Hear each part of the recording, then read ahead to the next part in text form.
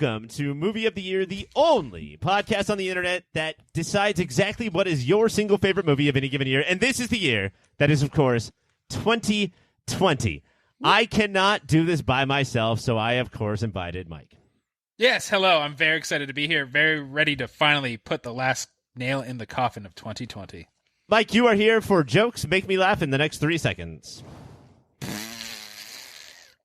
You did it again, you son of a bitch. Also with me is Greg. Greg is here. I am literally with you, Ryan. I am sitting beside you. You know, in many ways, people will say that 2020 ended today.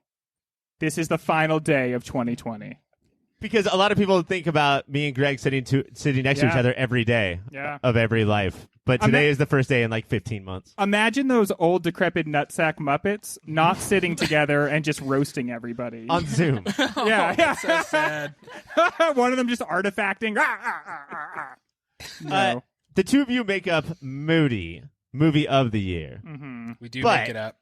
What if we had a different podcast thrown onto here? I am going to, because I do not trust the two of you, to fucking actually pick out the best movie of 2020. I'm going to invite an entire other podcast on. You have actually heard their voices before throughout the course of the season of 2020. Act 1. But I think they should go and talk right now. But I am going to talk to... Nope. I'm going to talk to Kate because she has less Thousand Island on her face. Kate, welcome to the show. Yeah, I might...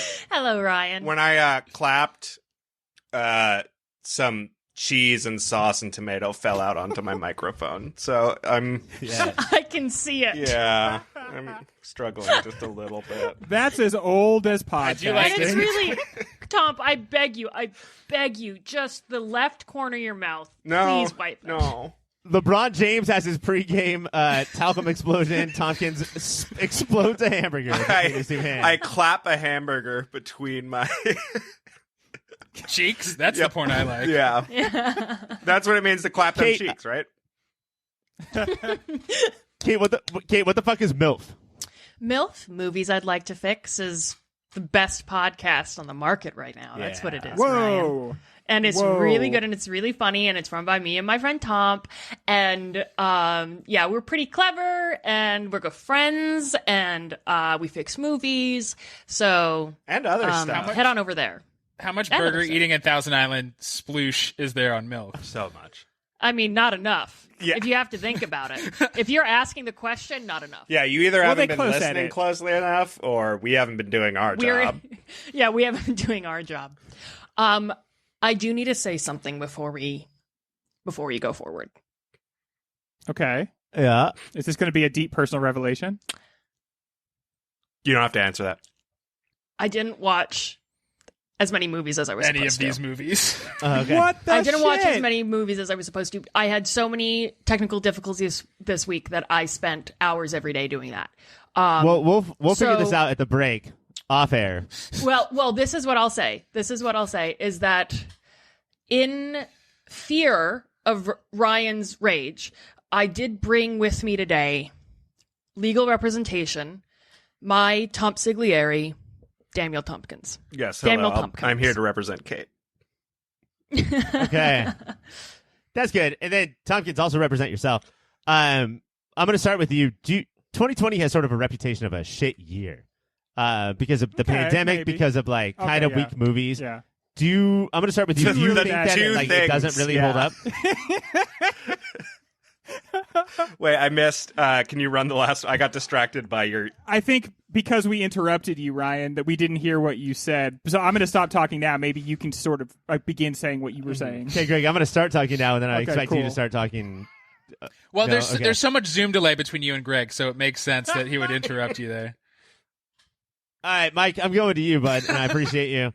Do you think 2020 was a lesser year, or do you think that it held up compared to other years that we've done in the past? It held the heck up, Ryan. Anytime somebody says this was a bad year for movies, they haven't seen enough movies. Literally every year, good for movies, man. People just keep cranking out great movies every year.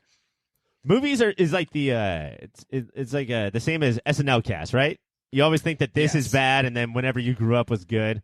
That's why I think the year Monster Squad came out, best year for movies, only gone downhill since then. I'm going to go around in a circle, and we're each going to pick one movie to be on next year's SNL cast, starting with you, Mike. What 2020 movie would kill at SNL? I think Color Out of Space has the weirdness and the boldness to replace, who's the weird guy there? Mikey Day?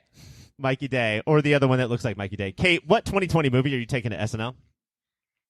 I'm going to take Promising Young Woman because we need more white women represented on that show. Yeah. Definitely do. Tompkins, which 2020 movie? I just finished Googling 2020 movies.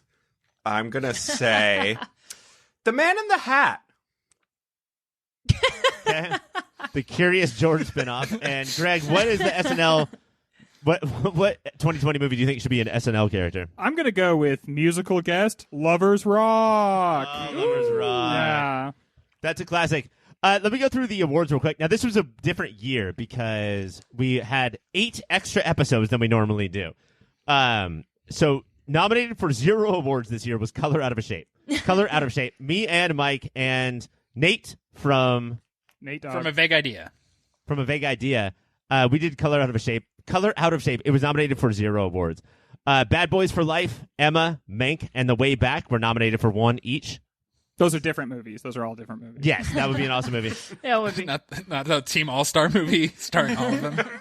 Nomadland and Soul were nominated for 3. Lovers Rock and Minari were nominated for 4. Sound of Metal was nominated for 5. And then 4 movies were nominated for 6 awards. Defy Bloods, First Cow, I'm Thinking of Ending Things, Never, Rarely, Sometimes, Always, and Promising Young Woman. That's actually 5 movies. Is 2020 the year that makes 4 movies into 5 movies? Yeah, because we earned it, man. I think because of Lovers Rock was just a little bit of a movie. Yeah. I think you keep adding that on to additional movies, Yeah. and it increases it. Well, time was just so weird this year. Time So, was weird. you know, 4 or 5, it all kind of blurs It went together. backwards Days, for me. months. Oh, buddy. A Benjamin Button. Yeah, you Look, got when a they say hell of wear- a way ahead of you. Just start wearing masks right now. I know you don't know what that means yet, but do it. All right, we're going to take a break. When we come back, the first battle of the night. Your first battle is your number 1 seed, Nomadland, versus your number 9 seed, Defy Bloods. Nomadland got here by beating in the first round, Malcolm and Marie. Anybody? Oh, that was that movie, that all made in pandemic movie with those kids. In the second round, it beat American Utopia. Oh, shit. and that would have been a crazy movie to have to talk People about. were really repping for American Utopia. Yes. I mean, I think that we fought it off because it was a documentary and we didn't know how to talk about it. And Yeah. but it's actually a better movie. It would be harder to talk about than a documentary, because documentaries still have like plots, where American Utopia is talk about this stage show with very little of a plot. It goes up against Defy Bloods, which in the first round beat Enola Holmes, and then in the second round beat Birds of Prey. A tough loss for Mike and Greg. Yeah, that was rough. Yeah, we love it. But in many ways, house. The Five Bloods is the superior movie, Ryan. I think even Mike and I can admit that, right, Mike? Yeah. Nomadland has already been crowned the movie of the year by people less important than us. That's typically a knock against it. It's going against a movie directed by Pop Filter Hall of Famer Spike Lee, which doesn't look great for it. I want to start with the person on the show who has the most complicated relationship with Spike Lee. Tompkins, where did you land with Defy Bloods?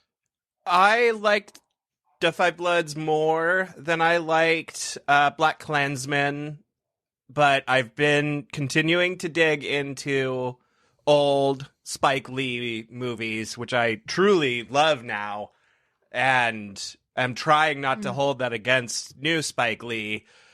The main thing I kept thinking while I was watching Defy Bloods is that you and I, Ryan, talked semi-recently about how voiceover gets a bad rap as being a filmmaker's crutch, when really flashbacks should be the one with a target on its head. And every time it did a flashback, I was really thinking about that, because I think those really slowed the movie down without adding much to me, and putting those old men in that young face.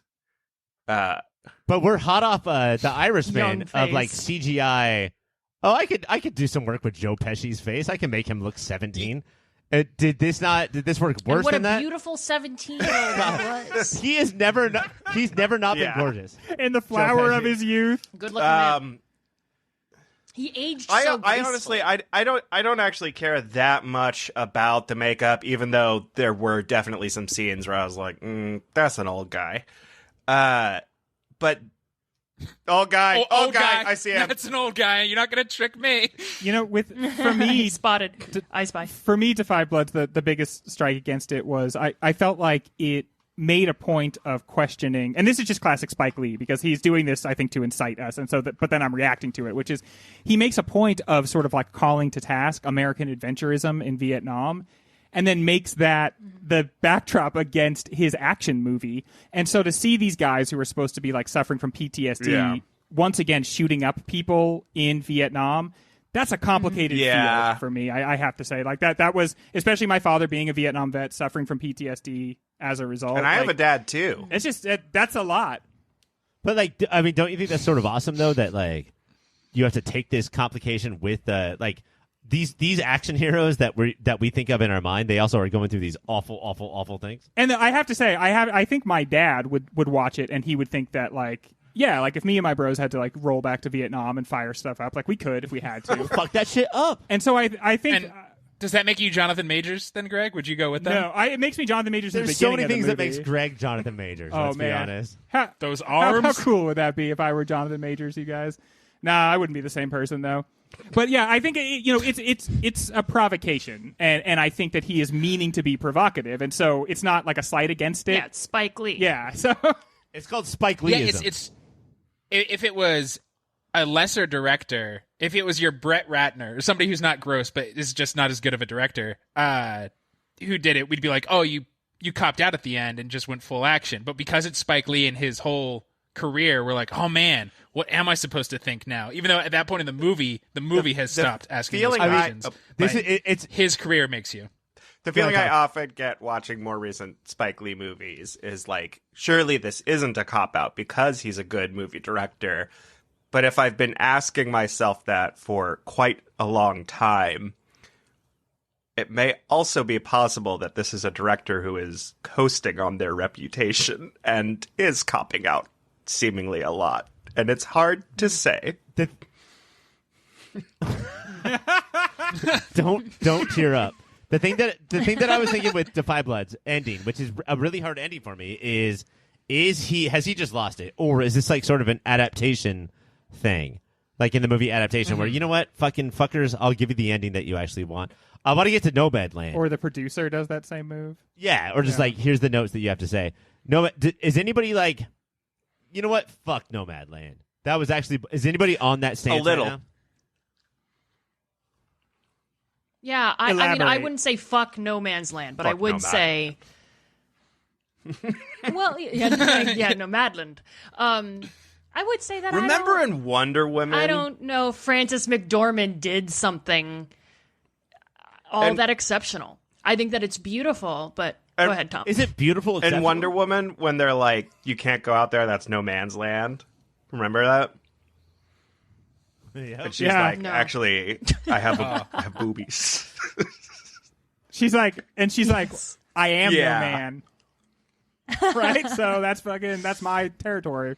Oh, so that was an homage when McDormand said, I am nomad, and then went where they said she couldn't Yeah. go. I try to teach all people younger than me as like a form of motivation to just say, to look at any form of danger or challenge and just be like, bup, I have boobies. And that will get them through whatever they're about to go through. I have to say, like, the Amazon thing was something that I complained about on the show, but I don't think it's as... Wait, hold on. I thought we were still talking about Wonder Woman. It's about an Amazonian type woman that works at Amazon. Yeah. I thought a natural segue.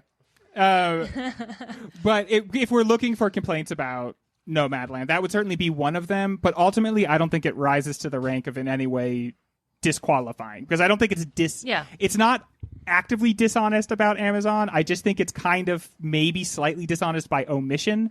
But yeah, the fact that they didn't engage was what was so.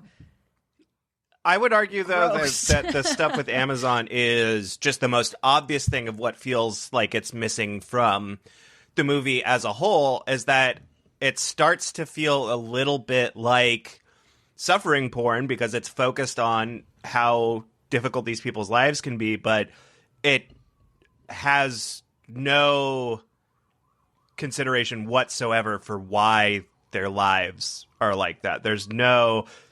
Oh, I disagree with that. I think it shows that the ultimate freedom of just like existing within nature. Swanky seeing all those swallows coming out of the nest, like even shots of just and knowing that she's like gonna have like a really cool death because she's gonna go out and not be in a hospital, but Yeah. like see that stuff. My uncle died of cancer, and he went out fucking hard, and it sucked, and it's traumatized everybody in my family because it sucked.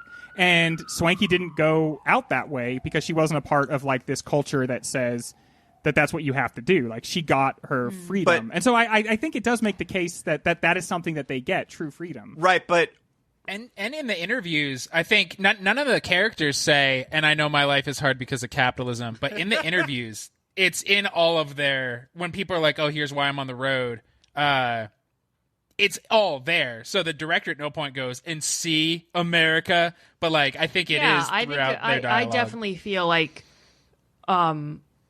labor in general is a huge part of that, a theme throughout that movie. I mean, even thinking, I one of my favorite scenes is the potato farming, and the, you know, when you just see all of that, there's so much invisible labor, and that's such a 2020 thing to say, but there are so many parts and hardships of being an American that we turn away from, and I think that movie did a really good job of that, actually. But on the flip side, Defy Bloods has fun. But on the flip side, Defy Bloods fun is annoying. So Yeah. I have to bring it to a vote right now. Mike, what are we doing?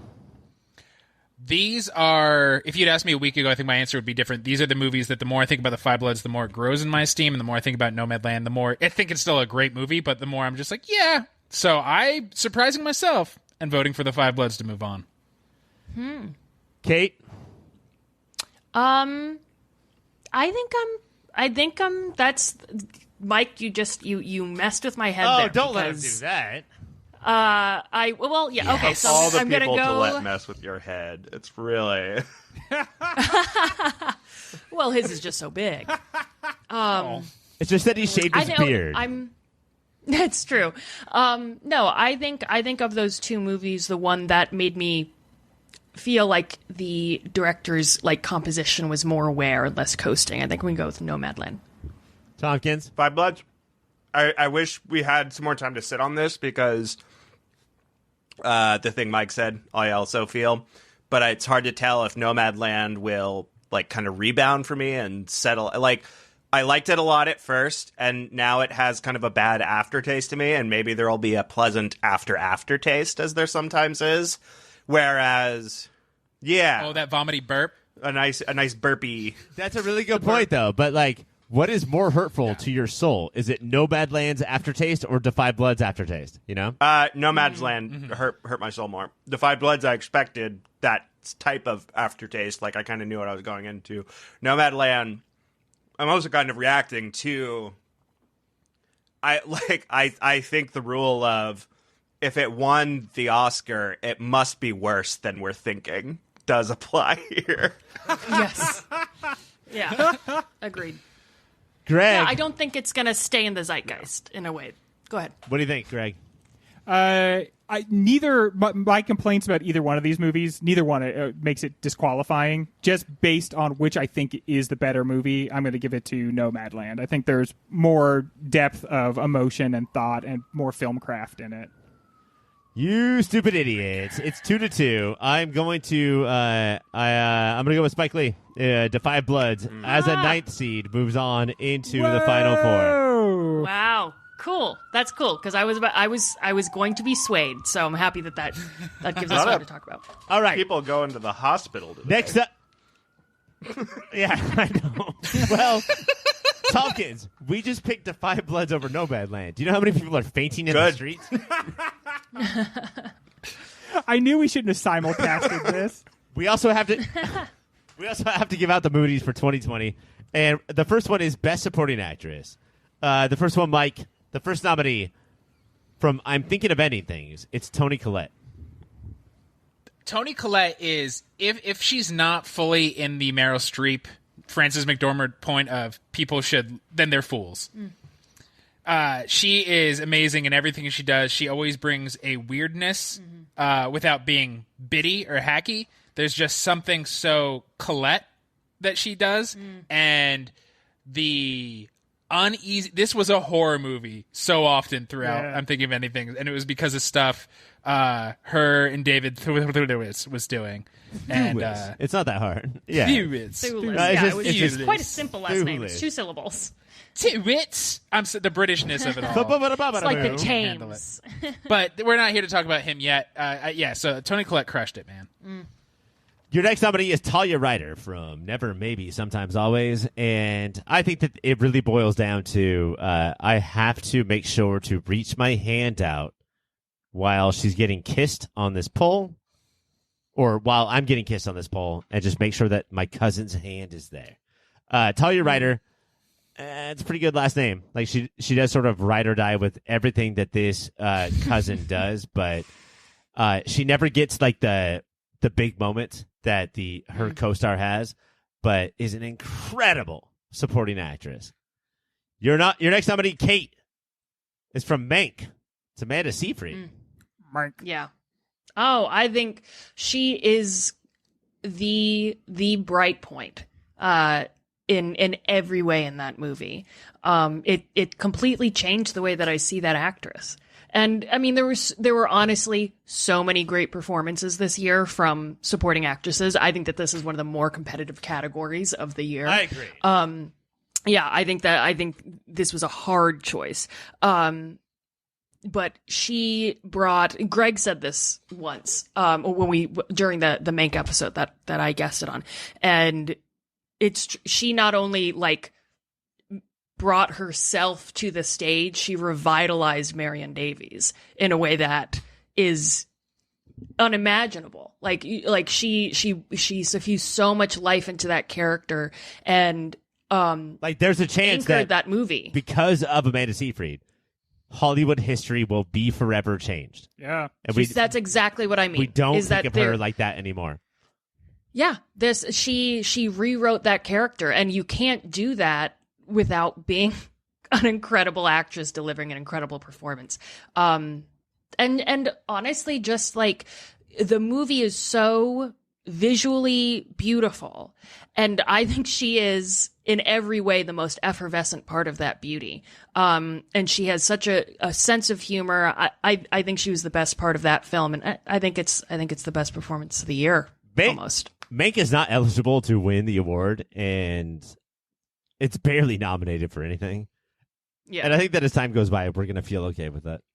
Tompkins, the next nominee is Charlene Swanky from the movie Nomadland. And I will remind you, for Best Supporting Actress. And this would be posthumous, right? Because she dies in the movie. Dies of cancer. Dies of cancer of the rocks. Real farewell situation. I think this is a great, especially that this is one of your classic, not a professional actress, right, kind of deals. Especially given that, I think, yeah, that's dope. It did not come to like the top of my head for, who was the best supporting actress this year, but I want to. Would you say it's one of the most appropriate last names to carry? Oh yeah, if that's the award, she feels swanky, right? Oh yeah, she's swanky as fuck.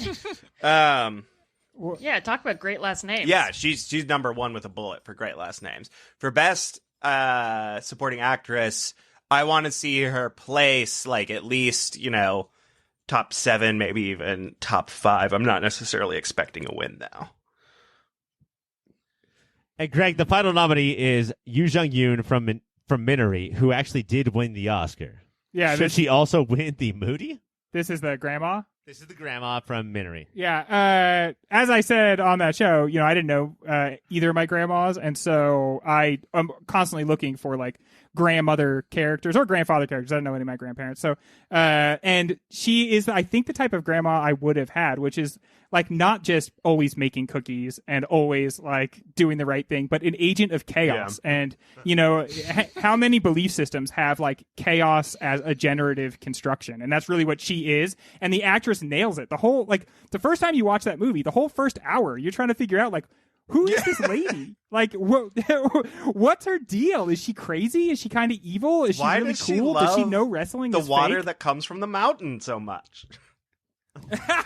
And that's another thing, man. We are both Mountain Dew folks, Yeah. me and Grandma. So, yeah, I honestly, though, I was blown away All by I this want to performance. do And is I think this. take the grandma from Minari out to Taco Bell and show her some Baja Blast. Yes. Oh my God, Grandma, this is the water from Baja.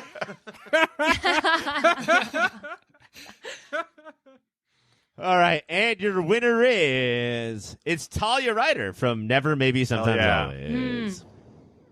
What a Yeah. subtle and powerful performance. Yes. This is a movie where like your performances aren't maybe going to get a lot of room. You're just going to have to be like acting as reacting is the reality of this movie, and she does a really good job with that. This is one of the few movies that shows like, oh, you're my cousin and I'll die for you. I'll do whatever you want. Like I will, I'm always there for you. Also, sometimes you're annoying, Yeah. and you will see that on my face. They don't like each other. It's Also, not a As a you cousins. saying, Greg, you saying acting as reacting, I think is really, really fascinating within the context of that story of two young women respond. I mean, that's the whole thing is responding to circumstance and responding to the reflexivity or the reaction element of being a young woman, handling that. In navigating that world, I think is exactly like the ethos of that movie. Yeah. And I think that she, in that way, really does, I mean, manifest the themes in every way. One She was slight incredible. misstep here is that I almost feel like New York City was a supporting actress in this movie. Don't try to fix. Your Tom, we're not nominees- fixing movies. your Tom. That's nominees not what we for, do here. Best Supporting Actor. Kate, we're starting with you. It's Chadwick okay, well- Boseman from Defy Bloods. I mean, a part of me, I just love him. And I thought that when I see Chadwick on screen, I can never look away. And I think that there was a sentimentality to my choice. And I'll acknowledge that. But, I thought he delivered an incredibly like powerful character. In a world of powerful characters, you know, it took a special element to stand out. I think he really did. I loved him. Tompkins, the next nominee is Bo Burnham from Promising Young Woman. He killed this again. Like not the type of performance that usually gets to win an award like this. Although that's what's great about the Modies. But he runs the gamut. He nails the meet cute. He has the Bo Burnham charm, and then when you need to turn on the character, he makes that very easy for you. I gotta say, and this is a little bit meta, he does not care that like, oh, is my outside persona going to be hurt by playing this role? You know, like I love how he dove in and just did it. Yeah. Mike, your next nominee. Here we go, Mike. It's Alan S. Kim from Minari. This little This kid, little bitch. this little David, this little shit motherfucker. David stole all of our hearts. He's the best part of an amazing movie, and to be this talented, that young, you know Hollywood's gonna fuck him up. But we're not talking about that right now. We're talking about how you guys much. see his We're never going to talk about that. We're just going to pretend like that doesn't even exist, and we're just going to enjoy the movies. He accepted the SAG award at home. Did you see this, Mike? Can you describe the video? Is it when he's in a little suit? Little suit, yes, no shoes, no And socks. Disgusting, but go little ahead. suit, no shoes, no socks. Classic kid, and he starts tearing up. Oh no, he breaks And- down. And he just breaks down, and it is if somebody else did it, when Sally Field did it, you roll your eyes because you're like, you're an adult, chill out. But the fact that this little 8-year-old boy is so overwhelmed, and and being deservedly recognized. I feel like he gets comedy at that young age. He knows how to put gravitas in his moments, and I think he has to be a little pissant. Like David feels too real, and so I think Alan David put a lot of himself in there. It's not called a penis; it's called a ding dong. I was like, yes, yes. That is I felt such that. a Tompkins joke. Finally, someone says it. Greg, the next nominee is Jonathan Majors from Defy Bloods. Oh yeah, I think that his is like actually the best performance in this movie, because walking that line of kind of being like Libby, be like weak-wristed kid to like a And really he's trying to control 5 baby boomers. yeah, exactly, and but then at the same time does it in kind of like a skeevy way, but because he thinks like the love language of that group of people is like trying to like con each other. And so that's a nuanced performance, and that's something that Jonathan Majors always really good at. I think he kind of steals the show. Or the movie, excuse me, the film. I'm going to go back to Greg for this next one. The next nominee is Paul Raci from Sound of Metal. Hell yeah, dude. Paul Raci. This movie was, The Sound of Metal was supposed to be Riz Ahmed's like tour de force acting performance, and it totally... Instead, Riz Ahmed was a piece of shit in this and movie. he's really good. No, he's very good in it, obviously. But Paul Raci just comes in and he's like, check it. And the subtle and caring performance of someone who obviously has a lot of heart, but because he works with addicts, has to have extremely tough boundaries. That's a complex web of human feelings, and he pulls it off in such a way that like you can tell he's in touch with how devastating it is to have a life that includes addiction in it. Also, if you want to be an actor, sometimes in scenes I have a ponytail. Sometimes I take the thing out, and then I just have long hair. Yeah. Like, That's range. It's impressive. That's very good. Yeah, I think that's something that a lot of actors won't change their hair, but Paul Raci will, and I think that's important. Your final nominee is from I'm Thinking of Ending Things, is David Thewlis, who I would just say is a Wolverine who learned how to speak English the entire time. He's a slobbering, perverted, fucked up uncle. I don't know what else to say about him. Yeah, he's from, obviously he starred in the movie Thewlis. The Emma remake? Starring Mike Tyson. And your winner is, oh my goodness, it's Paul Raci from Sound of Metal. How could it not be, folks? Boom. Yeah. Nobody else even knew they were in a Raci, so he just took it away. And on that little mic bit, that little tiny mic bit, we're going to take a break. And when we come back, it's the next round of movies. Hey guys, thank you so much for listening so far. And let me just tell you that everything ahead of this commercial is much better than what came before it. That's my guarantee.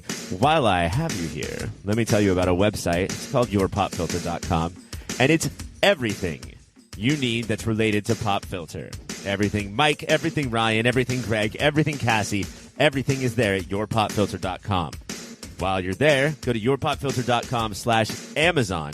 Make that your new Amazon bookmark and do your shopping from there. That way, we get a little piece of the action and Amazon doesn't. Make sure you're also listening to everything that Pop Filter has to offer, which includes the Superhero Show, a podcast that covers every single TV show that's based on a comic book or comic book property, and Movie of the Year, where we sit down and try and figure out what is the single greatest movie of any given year. That's Superhero Show, that's Movie of the Year, and that's yourpopfilter.com. Rate, subscribe, review. Bye. Round 1, Battle 2 is the 5th seed Lovers Rock versus the 13th seed Promising Young Woman. Now, Lovers Rock beat Emma in the first round, and then Palm Springs. Promising Young Woman beat Borat 2, and Dick Johnson is dead. And now we're here. Okay, just because one seemed to have a harder battle getting here than the other doesn't necessarily mean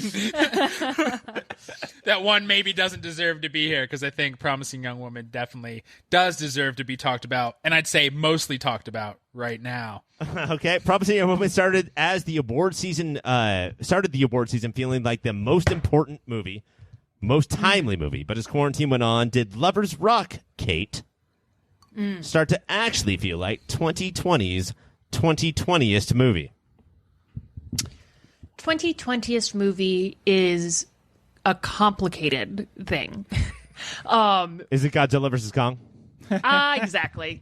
Guys, Yeah, it's not that Man vs. complicated. Hey, honey, man versus nature. You heard of viruses yet? Hey, Tomp, close your ears. You don't know what's coming down the pipe.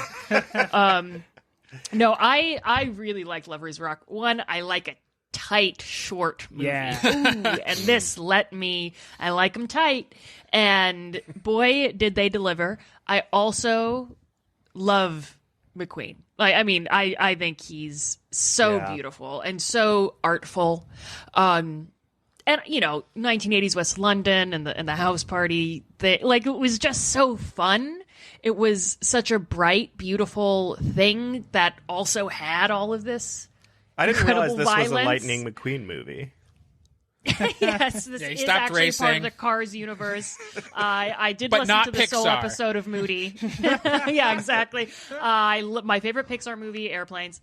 That's a good one. That's one of the good ones. Pixar really. It's one of the good ones. They were Golden flying Age. high with that one.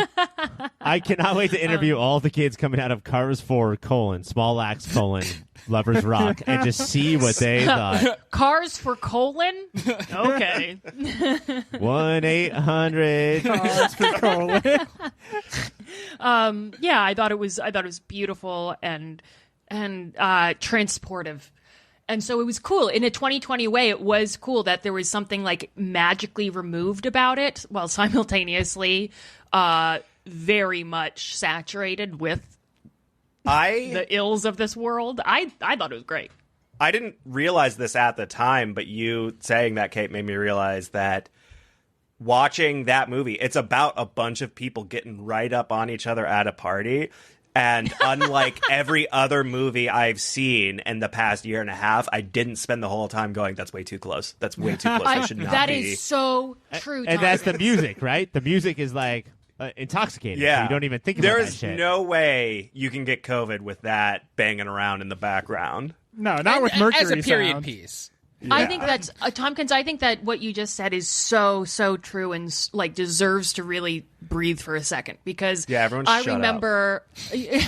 Well, I remember when we on Christmas Eve were watching It's a Wonderful Life, and I could not get comfortable with them being inside of the same room. I was so hyper aware, and I remember asking you when do you think we're going to be able to be together singing Old Lang Syne? You're like, 10 years. And I was like, really? And you're like, no, Kate.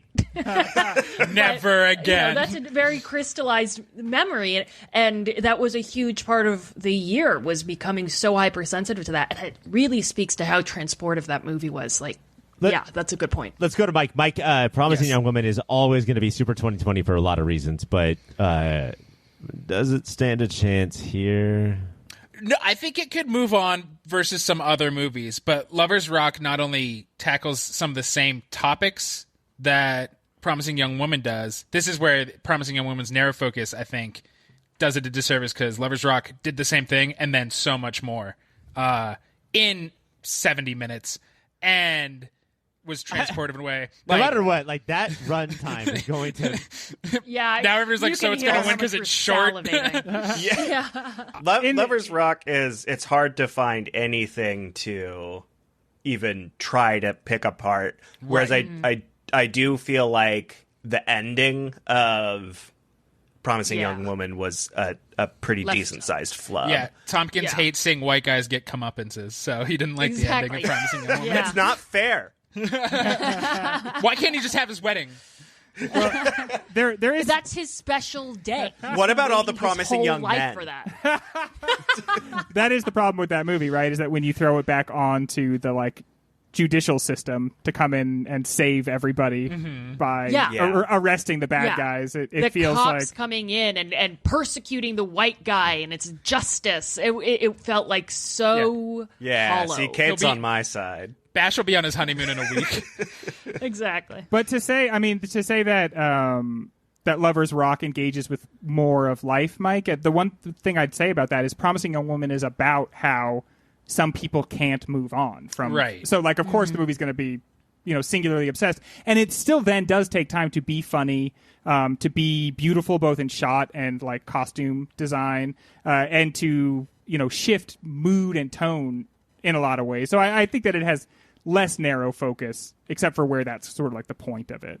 In a way, Lovers Rock, it's almost a strike against it that there's sort of, I think, a near sexual assault or a sexual assault, and then the movie kind of moves on without digesting it totally fully. Mm-hmm.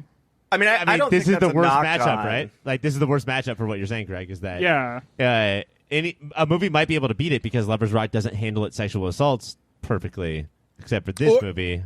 Or I don't think it doesn't handle it the way you want, but it handles it, I think, As a more party would realistically. go. Yeah. But I think it handles it the way that character handles it, which is just, this is something I deal with so constantly that is horrific as it is. It's just kind of one little blip, almost an annoyance, as the party goes on. I mean, maybe the most unrealistic part about Lovers Rock is that she has to find a broken glass bottle to threaten instead of just have one in her purse, like, because of how used to she probably is. At every party, someone is getting sexually assaulted. Yeah, this is the 80s. Are you fucking kidding me? Like, But I mean, if this is humans. Are you fucking kidding me? Yeah, that's better. Yeah. Well, I feel very sure that, I don't know, don't you guys find the 80s particularly rapey and gross? I do. Oh, yeah. Because Revenge of the Nerds came out, and it's like, wasn't it a great bit that one of our heroes raped somebody? So but, maybe it's at least more accepted. look at the legal system of the time. I mean, honestly, the way rape was handled, even when it was rape, like where somebody breaks into a house and then rapes a woman, was basically handled almost as if it was like a property crime. It was like, yeah, we'll look into it, but we don't really get these guys. Good luck, lady. We'll lock your windows tighter. Also, marital rape became a crime in like the late 70s. Like, it was just, that wasn't a thing that you could. It did not exist. Yeah. Marital rape did not exist. Fuck. You guys, honestly, seems like a bad deal with things culture. well as people. Yeah, it seems like a bad culture. I'm feeling bad about humanity, I guess. But All good right. about movies. Good about movies, all right? Yeah, they sure can capture why I should feel bad. Yeah. I'm going to bring it to a vote. I do think that these are two movies that are just very, very, like, really stand out. Like, you will never forget them for all of their flaws. Whether it be that, like, they don't treat things perfectly or they're far too short, because all movies should be 3.5 hours. Like, these are two wildly different movies.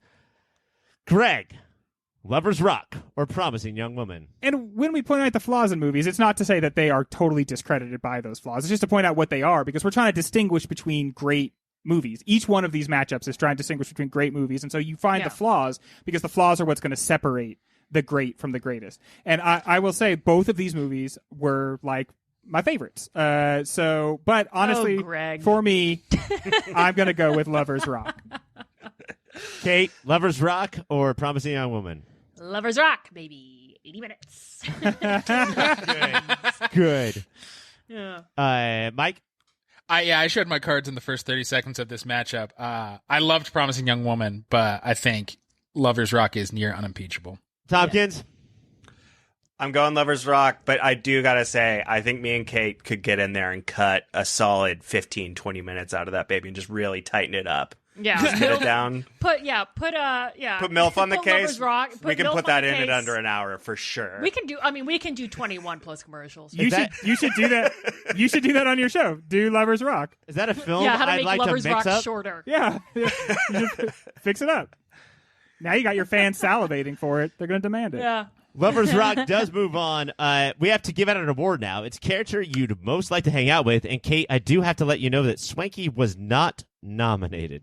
And I would just like to give you this time to talk about why, like, did you want to hang out with Swanky?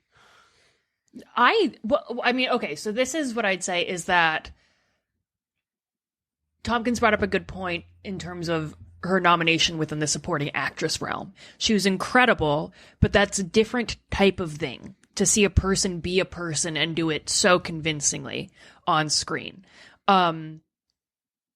Yeah, I would want to get to know Swanky. I'd want to talk to her. I'd want to ask her about that. I mean, she's so 3-dimensional that, I mean, because she's Fat? a real human being in a lot of ways that, like, no.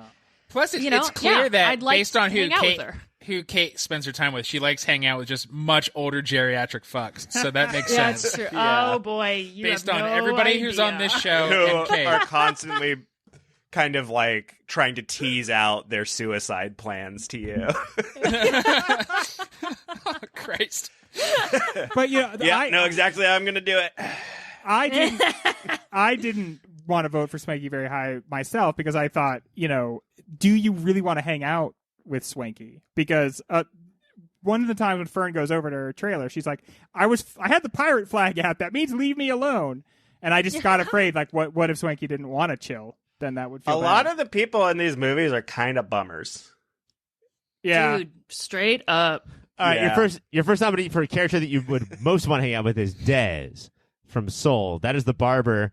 And Hell yeah. I found this guy awesome because he is always doing a good job at, like, I'm going to keep you talking as a barber. But when a white person takes over the black person's body, Dez falls in love with them, which is, I think, what Soul is about. And they're like, oh, did you not want to hear me talk about jazz? And Dez just very gently says, no, man, no one wants to hear you talk about jazz. But I did it, and I did it for a really long time. Peace out. And that's the person I want to sort of hang out with. Yeah. If you don't like listening to jazz, then there's no way Oh you want my to hear God. somebody talk about The jazz. only thing worse than jazz. Yeah, is listen to someone talk about it. So Someone who loves it talking to you about it. I actually might go the opposite way. There's I think it's sort of similar to like pro wrestling. I think it's very fascinating to listen to people who are really into pro wrestling talk about it, and they get into the behind the scenes stuff, and it totally makes sense why they love it. And if they talk about it really well, you can almost forget what the actual product is. I understand, but like much like jazz, eventually they will start singing how jazz sounds, and wrestling fans will eventually wrestling fans will tap their elbow, and that elbow's going right to your nose, and that sucks. Ready? you got to watch out. Kate, the next nominee for a person you most want to hang out with is Gail from Promising Young Woman. You know, I'm going to be honest. I mean, I really love Laverne Cox, but I don't think I want to hang out with Gail. I don't like that she's even considering the fact that it's okay to have sex on her counter. I don't think that her asking about Bo Burnham killing children is particularly charming. I think that we're, So she's not going to win. no, I'm saying no. Okay. Sorry, Laverne. No. Greg, the next nominee is Mr. Woodhouse from Emma. Oh my gosh! Ever since I have seen Emma, I have really been attending to the chill drafts in my own house, and I have to say, it's all Bill Nye the effect, and Yeah. there are a lot of chill drafts in my house, but luckily, using a series of screens, I've been able to sort of.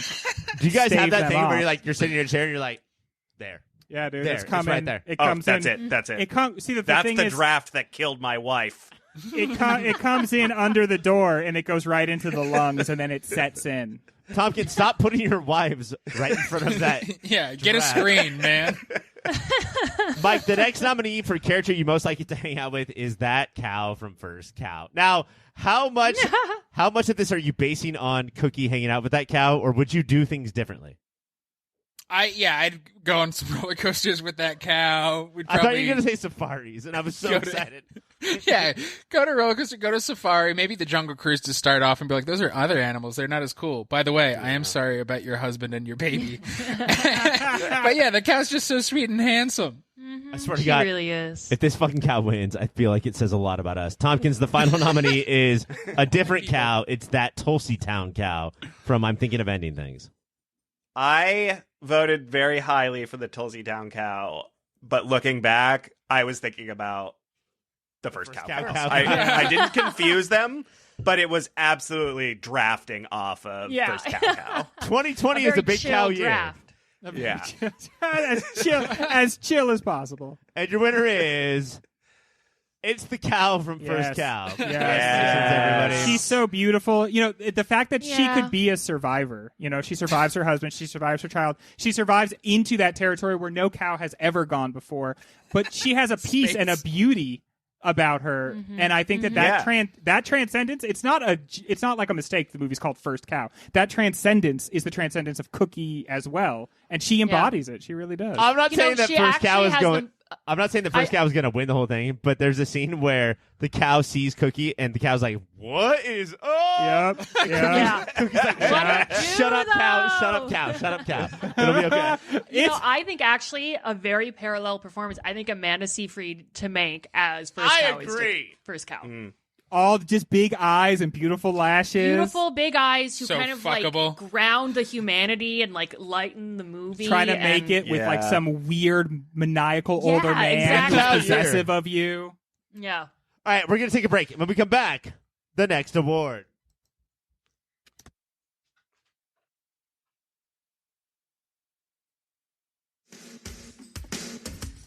Hola, Filterinos. I just wanted to interrupt real briefly and say thank you for listening. Thank you for your support. If you want to support us a little more directly, you can go to patreon.com/yourpopfilter. There, depending on what tier you pick, $1 a month, $5 a month. If you're crazy, anything more than $5 a month, don't do that. You can get extra content. There's extra shows, extra series, behind-the-scenes stuff. You could pay for Ryan to draw you a picture. I can write you a poem. You can get the shirts off our very own backs. All of that and so much more over at patreon.com/yourpopfilter. While you're on the internet, you should check out Shady Monk. He does all the tunes you've been listening to. He's on Bandcamp. He's on Spotify, SoundCloud, wherever kids get their music these days that I'm too old to know. Shady Monk lives there. You can probably follow him on Twitter and Instagram as well. That's Shady Monk. Wherever you get music, check him out. All right. So that cow, just one character that we would most like to hang out with. That's a big win for First Cow. I don't know. Like, Is Greg, it the do you think first that presents a big night for First Cow? I think this portends great things for First Cow. I think hope this it is does just the well. beginning of the accolades that we are going to heap upon this cow and some of her friends. Spoiler alert. Unfortunately, we have to move on to a new battle. And Mike, this is for you. This is a question for you. Soul is the second seed. It beat the Documentary Collective. And then it beat Sound of Metal. Jesus. Hey, we were so young. We hadn't watched Soul yet. Yeah, no. Or Collective. The thing it's up against is Never, Rarely, Sometimes, Always, which beat the Hamilton Disney Plus movie and then The Invisible Man. Mike, as The Last of Us come to Never, Rarely, Sometimes, Always, you were the last person to watch this movie, right? I was. I played The Last of Us and watched Never, Rarely, Sometimes, Always at the same time. Does Soul stand a chance here? No, so I think we should spend the next 8 minutes probably talking about Soul because I know for a biblical and judicial fact we'll be talking about Never, Rarely, Sometimes, Always later. Honestly, ladies and gentlemen, drive to Vegas. Bet on Never, Rarely, Sometimes, Always winning this. No problem. Yeah. It is. In the This is bag. an upset. Soul should have not beat Sound of Metal. Yeah. That is a fact. Yeah. we hadn't seen Soul yet, so we were just like a Pixar cartoon and it's supposed to be great. I have to say, I had seen it. I hadn't seen this Sound of chump. Metal, but I had seen Soul. And Soul came out the same day as Jesus was born. And Wonder Woman 84. Okay, so imagine you're Greg, right? You're celebrating one, the birth of Jesus, and you're reeling from the other, the death of Wonder Woman.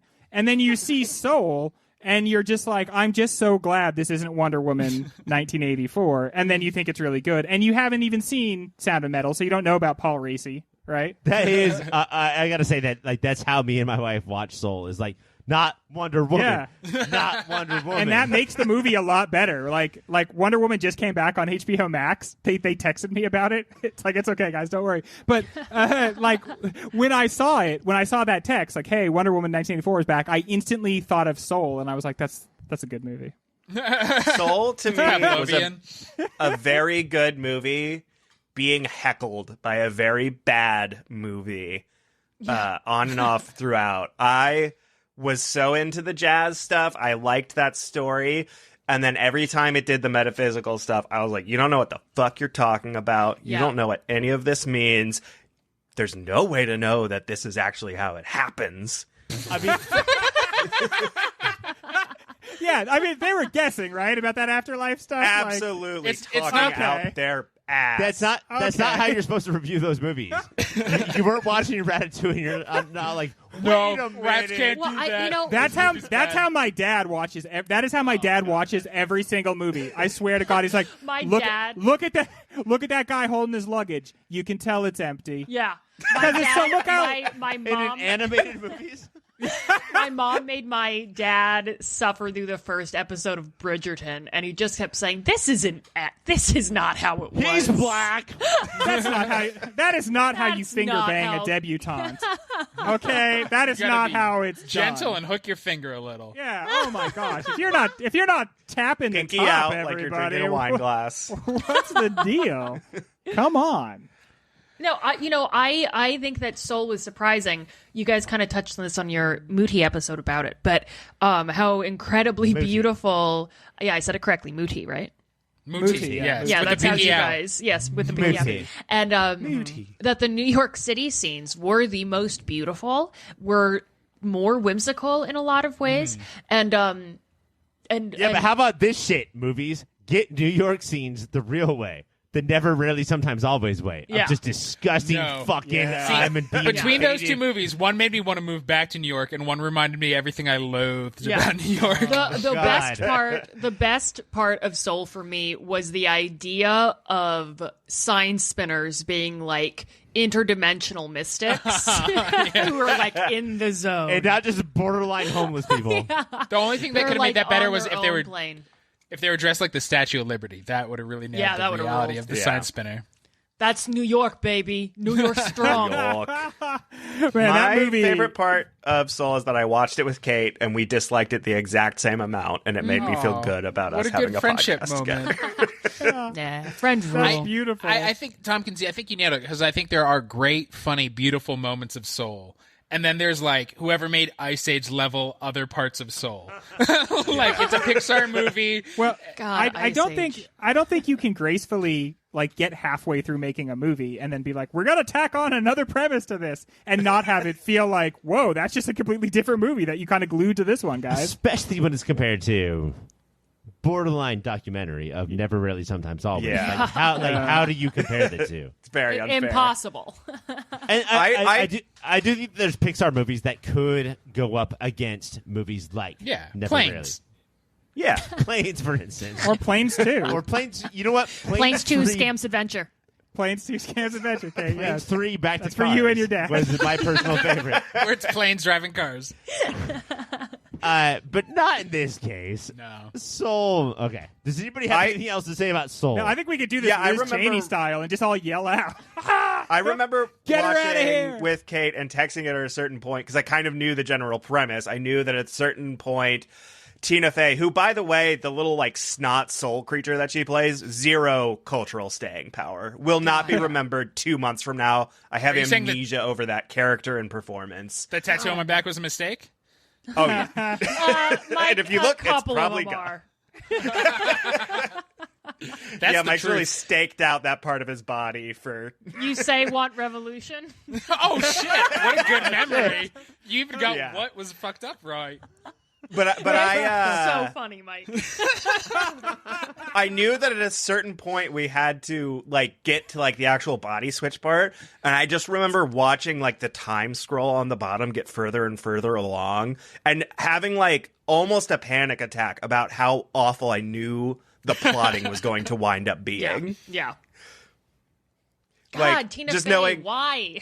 We are this far in, and you are like just now starting to transition to the second act. Yeah, you gotta pee in the same fountain minute 10 tops, and then you switch bodies. All right, Mike. Big fan of that one Jason Bateman, Ryan Reynolds movie. What is it called? I think it's called The Fountain. Were they both peeing in The the fountain? Fountainhead. I think it's the Fountainhead. It's The Fountainhead No, that's by the- Darren that's the one- Aronofsky. Atlas Shrugged. Huh? Mike, lover of Atlas Shrugged. Is it That one or the other one? It's the other one. It's never, rarely, sometimes, always, definitely, maybe. Also, Ryan Reynolds joint. Kate, Can we slot this in just a minute before? I just want to say the Fountainhead is about they switch bodies because they're 69ing in a fountain. That is good. Yeah, We'll add slot that in up front. seamlessly. Yeah. We'll just slide it back a few minutes. Just Kate, slide it in. do you want to add some 80s mix to what Tompkins just said? Where like it's father and son? No, we have 5 And people on this there's 16 podcast. I say no to soul. Move on. Notice up. Tompkins, never, rarely, or self? Never, rarely. Greg? Oh, never, rarely, for sure. And never, rarely moves on. A movie that dares to ask, what if you had to spend overnight in Manhattan and you didn't have anywhere to stay? Like, what a nightmare would that be if you I just slept had to on the be... street on 1/10 of Manhattan one night. I saved Tompkins Fact. from sleeping on that same corner one night. Fact. Really? Yeah. I Oh my dragged his God. drunk ass across town Yeah. Tompkins. as he threw his I Walton know. keys across and said, "No, leave me." I'm sorry, Ryan. Move on. And that's why I they're both specifically yang-gang for remember life. having to promise you I would go to therapy before you would leave me in my bathtub. Holy shit. Now, you know what? Soul moves on. We're going to move on to the award called Biggest Shithead, and I'm going to take my headphones off right after I tell Greg that Terry from Soul was not nominated. Oh my god! I was driving down here, and it's been a while since I have driven more than 5 miles away from my house. And I passed a street that I forgot even existed on my way here. And the name of that street, ladies and gentlemen, I can tell you right now, was Terry. And I saw it, and I was like, "Fuck you, Terry! Fuck And you!" I love Rachel House. I love Yes. her. Oh yeah, But that character Yeah. sucked and made no sense. It's like I guess what it's saying is like even like the worst people have a place in our society, and we have to figure out how to accommodate them. To which Yeah. I just say no. Like A message somebody I has, reject. somebody has to stop and say, "Terry, you fucking suck. See, you're the Terry, go to worst, hell." and you're ruining Terry's everything." a person, and sometimes you have to say, "Hey, Terry, you can be on our show." So I think it's okay to welcome. Hello, Freud. You got an idea? Your skirt has hitched up, and we have seen your slip. I think, unfortunately for Greg, there was too many people who tried to rape other people. Yeah, in the this rapist year, really and had so the maybe year. Yeah. Terry could not make it. Greg, Rapists are having a moment. Yeah, what up, Matt Gates? Greg, your first. What up, Matt Gates? I'm on a podcast. Yeah, honestly, Matt, you fucking suck. But thank you for listening. Shrug. He is Yeah. one of our biggest patrons. Yeah, what can we say? Obviously, don't do the dirty, but like, thanks for listening. Greg, the first nominee is Bammy from Lovers Rock. Yeah, so like the parade starts here. You get such a bad feeling from the way this guy just approaches women in general, and I think what this movie does is it builds a continuum between sort of gentle or almost like what has been in the past humorously constructed male harassment of women, like just like, hey, you passed me on the bus, so I'm going to hoot at you. And Bammy shows us that there is this link between that behavior and then actual sexual assault. And the whole movie establishes that link very effectively, but he's the shithead that helps us like literalize that. Yeah. Kate, When you the next first- No, sorry, I'm talking too much. It's fine. Too much. That's all right. That's all right, Tompkins. Go ahead. Well, when you first see Bammy, you're like, this guy might be really cool. And then like 5 minutes later, you're like, this guy Wouldn't might that be cool? He He is was the incredibly uncool. coolest. Oh wait, different take. And that's what being a man. That's what being a man often is like. You Yeah. sidle up next to a cool dude, and you're talking, and then suddenly he's like, "By the way, I'm one of the really bad ones," and you're like, "Okay, I'll see you later." And I I'm feel one of the comfortable scared, telling you sensitive that ones. because I think you're one of the Yeah. really bad ones too. Oh, Your no. beard tells me that maybe you'll do bad things to people as well. No, I just have a weak chin. See you later. I just watched a movie last night called Together, Uh-huh. and there's no Bammies, but like Ed Helms, who's supposed to be this good guy, is also fucking terrible. Yeah. Like, Oh, it's Ed Helms. yeah, we're all just terrible. Kate, the next nominee is, of course, Joe from Promising Young Woman. I mean, you know how much I love that performance. I love Chris Powell. Ugh, I think he is awesome. Right, that's Joe, right? Yeah. And Let's look it up. Hold on. There are about 5 guys from Promising Young Woman that was on that list. Remember when the Atlanta Hawks got like Player of the Week all together? Yeah, it should have just been the Promising Young Men from Promising Young Women share this role. Mm-hmm. That's true. This is Mike. Max Greenfield. He's Joe? He That's burnt a Joe. woman. He What's burnt her corpse, the Chris Kate. Powell one? Al? Oh, Joe. Okay, yeah, no, yeah, okay. Well, there you go. Let's go to Joe. Yeah, he sucked. He's the one that like gently holds what's his name after like the rape and tells him it's fine. And then knowing that people see him as Schmidt and that holding that in his heart. No, Yeah. exactly. There are 2 things that make him a particularly shitty shithead. And one of them is Max Greenfield doing what he does so well, which is being charismatic and likable. And, a guy that you kind of do see why douchiness can be fun sometimes, right? Like that's kind of his whole thing. But what that character, I think there actually is a case for him being the shittiest of the men inside of that movie because he is the enabler. He's the one who films the rape. He's the one when he sees his friend has killed a woman, holds him, says it's not his fault, and helps him bury her. He's the one who, if you kill a woman, hey, bud, don't worry about it. I got this. Yeah. I got this. I mean, yeah, there is, I think that he was cast well in that because there's a sliminess there that typically works in his favor because he has control over it, and this movie took that control away, and I think that it was very convincing. They very intentionally, like, Emerald Fennell very intentionally cast like our faves, right? Adam Brody, Greg, from the OC? Yeah, I think so. And so because the whole point of that movie is like, hey, men, don't look at other types of men and be like, those are the problems. You're the fucking problem. Yeah. Yeah. Oh, shit. It just landed. Oh. Mike, no. The next nominee for biggest shithead Wait, these guys are bad? Is what, Ryan? It's not Adam Brody. It's Neil, which I believe is McLovin. Neil is McLovin. Why I think he made it so far, because I do think every male character in Promising Young Woman was originally on this list.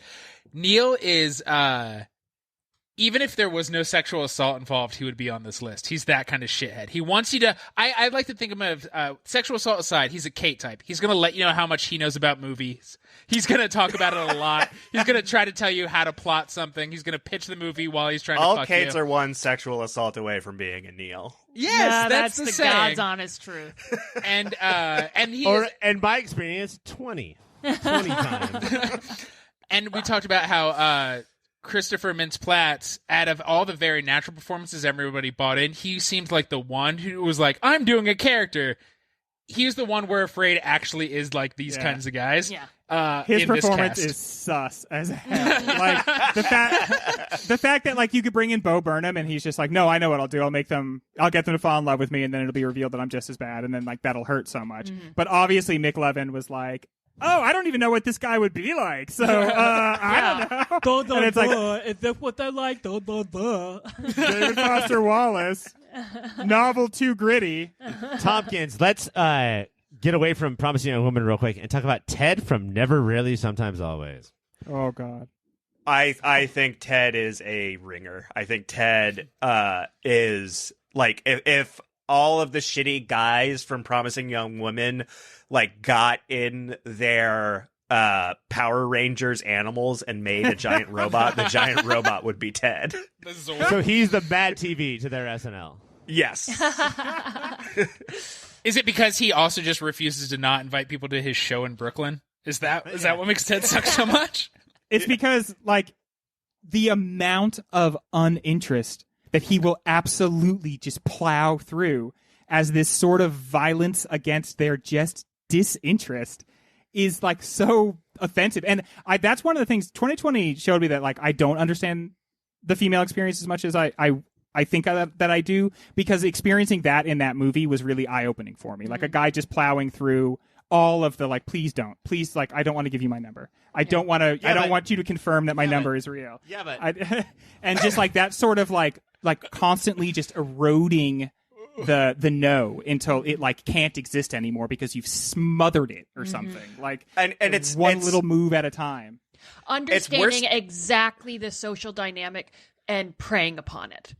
Preying upon how she is expected to act and how she's comfortable acting. And because she's afraid to, I mean, it's the implication taking a woman on the boat kind of vibe, you know? Yeah. To so adeptly weaponize someone's own just like very basic sense of politeness against them. That is the tactic for a lot of the quote nice guys in the world, right? Like, to be one like of the more insidious methods. And I think it's directed really well, his performance, because I think you spend at least a good chunk of his first appearance thinking like, well, maybe he is a nice guy. Maybe he is just like, you know, like willing to, you know, like put himself out there or whatever. And like, well, she didn't say no. Like it does a good job of getting you to buy into his logic of like, well, she gave him his number and she, you know, like the kind of justification stuff people do when like a Aziz Ansari type event is released into the world. I think it does a good job of like making you complicit in his way of thinking. An Aziz Ansari event is kind of like a Spike Lee joint. Yes. But like, I do think that's a perfect way to put it, because when we do other years, like let's say we do 1988 Biggest Shithead, then sometimes it's like a clown who has dynamite for hair. And then another one will be like a unicorn who poops rainbows. And then in 2020, it's like men. Those guys. It's those guys. Baker's dozen of rapists. Hashtag yes, all men. And like, I put all the votes together for all these awards, and this was the closest one. Yeah. Like, there were so many 2020 characters fighting to get nominated for this award. Yeah. Actually, I crazy. take back the best supporting actress being the tightest category. This is absolutely this was the hardest one to really pick. Yeah. There's only the baddie. losers. Only losers. We have one more nominee. I want to shout it out real quick. It's the white guys from Lovers Rock, and I really love how in Lovers Rock it just focuses on the dance floor, and it lets you know in almost a video game style, like there is that border, like they are there, and they're snarling, and they're going to shoot out gorilla noises at you. But get back into the party or get back home. We're not gonna even like give them a plot line. There's no way they're going to get a plot line. And if we do pound for pound biggest shithead, they take it easily. Yeah. They really efficiently use their screen time to let you know. We got 10 seconds. That's fine. Yeah. All right. Well, I gotta let you know I'm bad in all the ways. But your winner is Joe from Promising Young Woman. It is Max Greenfield. The worst man. That Why feels you skip around the bed? Right. All right, let's do one more round real quick. Here we go. First Cow versus I'm Thinking of Ending Things. First Cow beat Happiest Season. Happiest Season. Anybody watch that? Oh, I did, yeah. Movie? That's the one with Emma Roberts and the Australian? No, that's the gay one. That's the gay one. This is the gay Christmas movie, different right? one. Yeah. This is Kristen Stewart and and it's got Dan you, David. Levy, right? Yeah, there you go. I actually thought it was pretty good. I was not. I was surprised by how like hard hitting and dramatic it was, but I think that is true to the experience of the writers of the movie. But I thought that it was fun.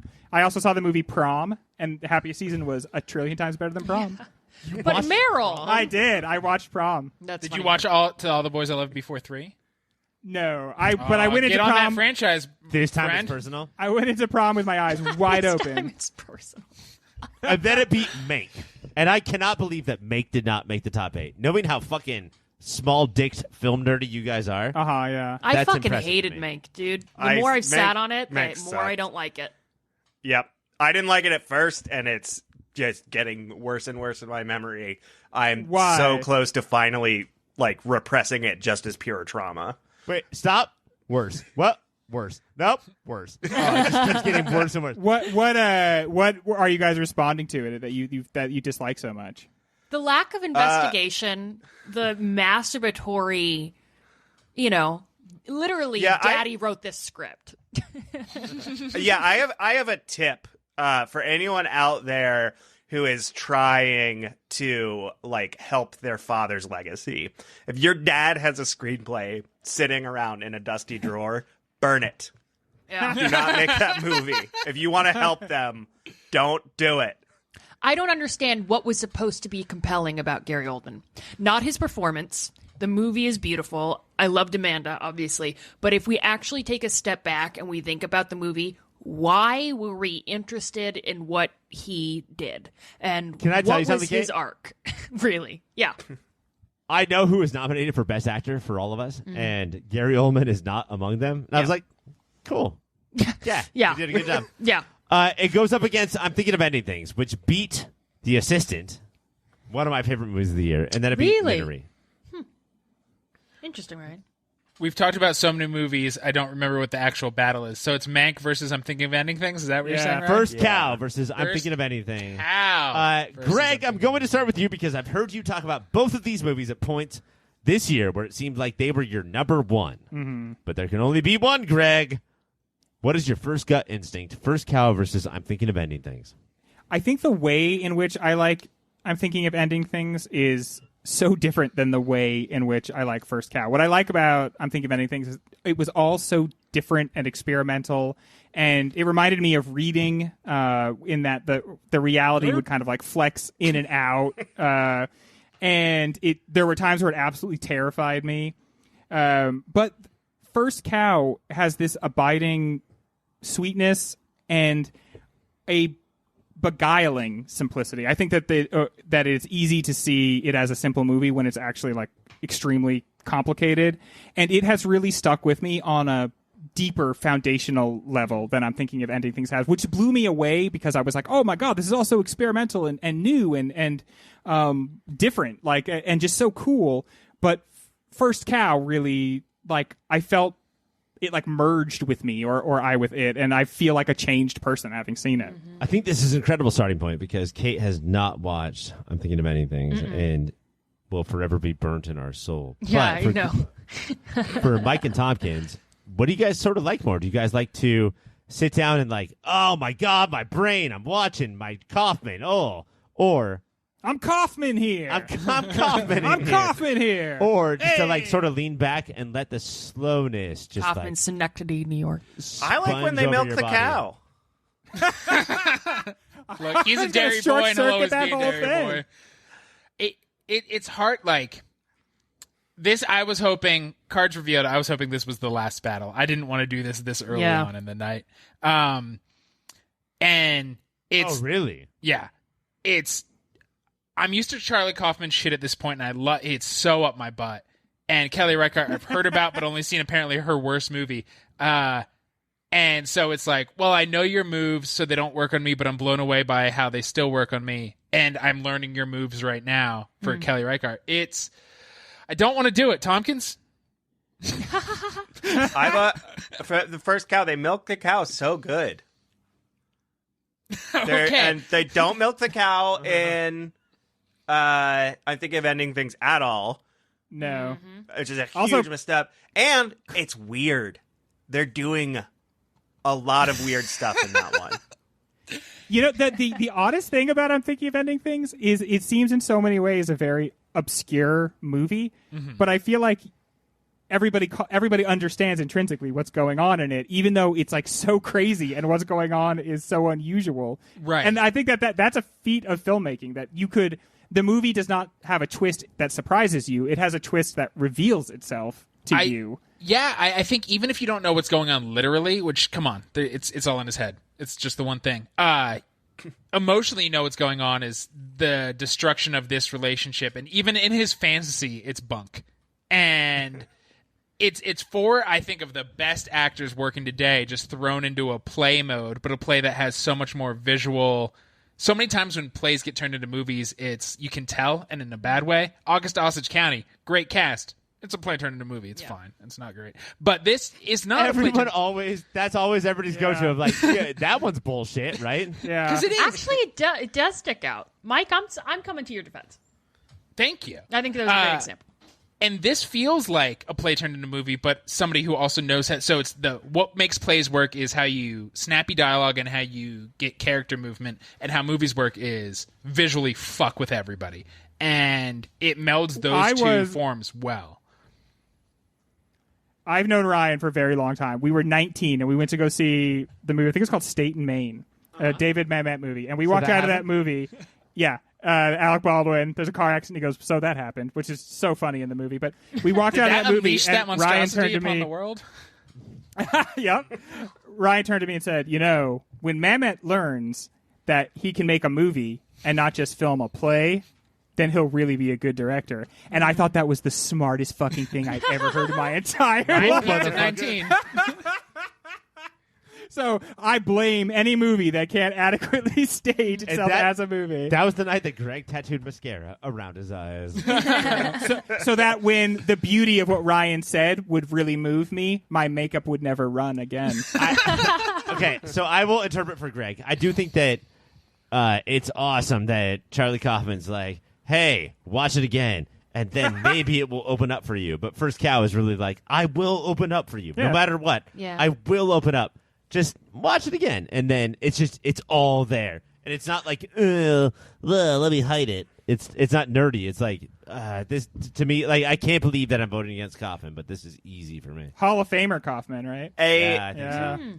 Something I do want to throw out there is that every vote for First Cow is directly antagonizing Taylor. Oh, yeah. Former host of Superhero Show, Taylor, hates First Cow. Is the only thing he's ever disliked. Was there not enough root beer in it for him? I called him out on it, and he was straight up like, you know what, dude? How about this? Fuck you. Fuck you for thinking that you're smarter than me. Wow. America's Sweetheart doesn't America's sweetest movie? Yeah. This is disturbing on so many levels. Now I want to make First Cow the winner of 2020, but I'm calling a vote. Tompkins, where are we going? First Cow. First Cow. Mikey? Yeah, I like I said, I didn't want to do this, but it's just I didn't want to do this yet. I will watch both over and over again, I'm sure. It's First Cow by so Second long. Cow. Greg? Third Cow. You're out. That's a vote for First Cow. That's a vote for First Cow. But when eventually Second Cow and Third Cow, the sequels come out, I'll also be there. Hell yeah. The Cowverse. Second Cow, Scamp's Adventure. Kate, I'm also voting for First Cow, but if you are putting up First Cow against a generic movie that you have seen, let's say it stars Fievel. I'm thinking of many things in your brain, but it stars Fievel. What are you picking? I mean, I bet that it was really good. I'm actually super disappointed I haven't watched it yet because I love a lot of those actors and I really like Hoffman. But First Cow was one of my two favorite movies of the year. So, First Cow. How do you feel about Oklahoma, the state and the play? What about the musical? Good cows. That's the real question. The musical, the film version of the Rodgers and Hammerstein musical, filmed in AZ. Sorry, Arizona to those who don't know. With a fringe on top. Right? We have got our final four. Our final four is Defy Bloods, Lovers Rock, Never, Rarely, Sometimes, Always, and First Cow. I think this is where we thought it would be, right? Yeah. That's a good final four. Yeah, good four. We're going to take a break, and then next week we are going to break these four movies down into one and then give out the rest of the awards. My name is Ryan. Also is Greg, Mike, Kate, and Tompkins. Listen to Moody. Listen to Superhero Show. Listen to Mill. Bye. Bye. Bye. Watch those movies.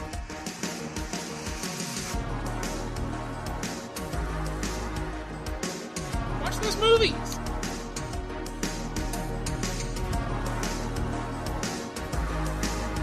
Watch those movies.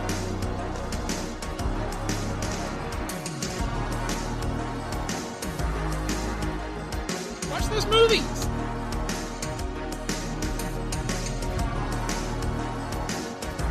Watch those movies.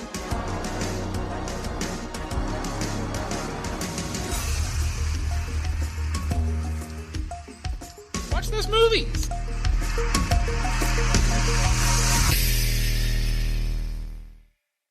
Watch those movies.